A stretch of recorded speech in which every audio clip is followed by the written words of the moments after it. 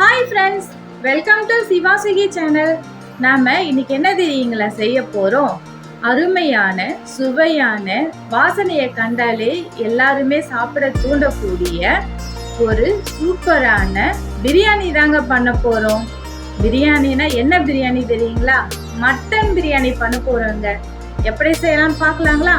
வாங்க வீடியோக்குள்ள போலாம்.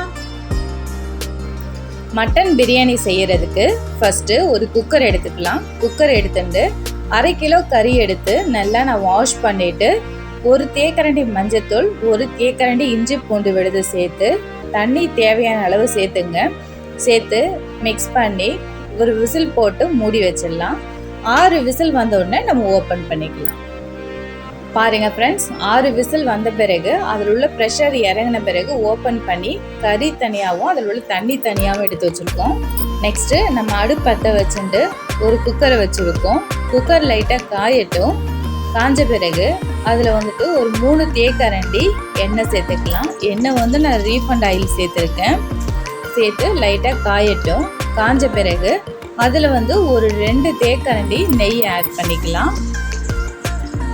நெக்ஸ்ட்டு 2 பிரியாணி இலை, ஒரு பட்டை, 2 கிராம்பு, ஒரு அன்னாச்சி பூ, 2 அன்னாச்சி காய், இது எல்லாத்தையும் சேர்த்து நல்லா மிக்ஸ் பண்ணிக்கலாம். மிக்ஸ் பண்ணிட்டு 3 பெரிய வெங்காயம் நீள் வாக்கில் எடுத்து கட் பண்ணி வச்சுருக்கோம். அந்த வெங்காயத்தையும் ஆட் பண்ணிக்கலாம். வெங்காயம் நல்லா பொன்னிறமாக வதங்கி வரட்டும். அந்தளவுக்கு நல்லா வதக்கிக்கலாம். நம்ம வெங்காயத்தோட லைட்டாக உப்பு சேர்த்தோம் அப்படின்னா சீக்கிரமாக வதங்கி வரும். அதனால் லைட்டாக உப்பு சேர்த்துக்கலாம். பாருங்கள் ஃப்ரெண்ட்ஸ், நம்மளுக்கு வெங்காயம் நல்லா பொன்னிறமாக வதங்கி வந்துடுச்சு. இந்த ஸ்டேஜில் ஒரு பெரிய தக்காளியை நம்ம பொடிசாக கட் பண்ணி வச்சுருக்கோம். அந்த தக்காளியை நம்ம இது கூட ஆட் பண்ணிக்கலாம். ஆட் பண்ணி நல்லா மிக்ஸ் பண்ணி விட்டுக்கோங்க.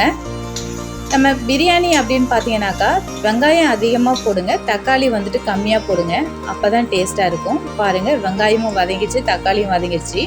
இந்த ஸ்டேஜில் நம்ம 2 ஸ்பூன் இஞ்சி பூண்டு விழுது சேர்த்துக்கலாம். சேர்த்து அதோட பச்சை வாசனை போகிற அளவுக்கு நல்லா மிக்ஸ் பண்ணிக்கோங்க.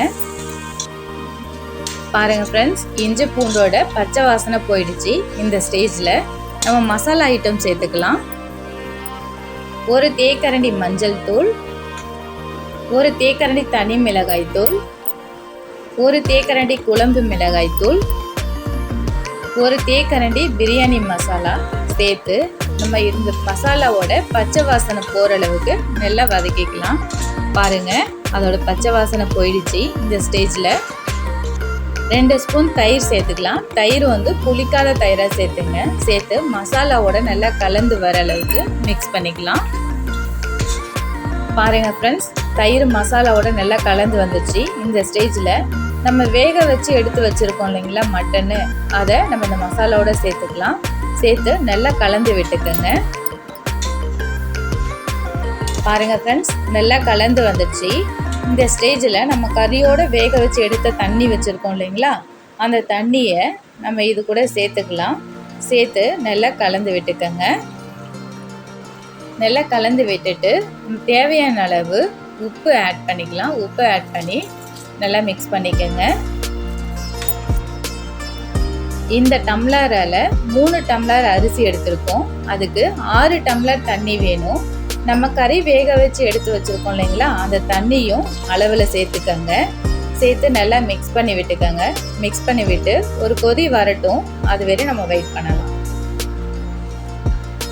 பாருங்கள் ஃப்ரெண்ட்ஸ், ஒரு கொதி வந்துடுச்சு. இந்த ஸ்டேஜில் நம்ம அரிசி எடுத்து வாஷ் பண்ணி ஒரு 5 நிமிஷம் ஊற வச்சு எடுத்து வச்சுருக்கோம்.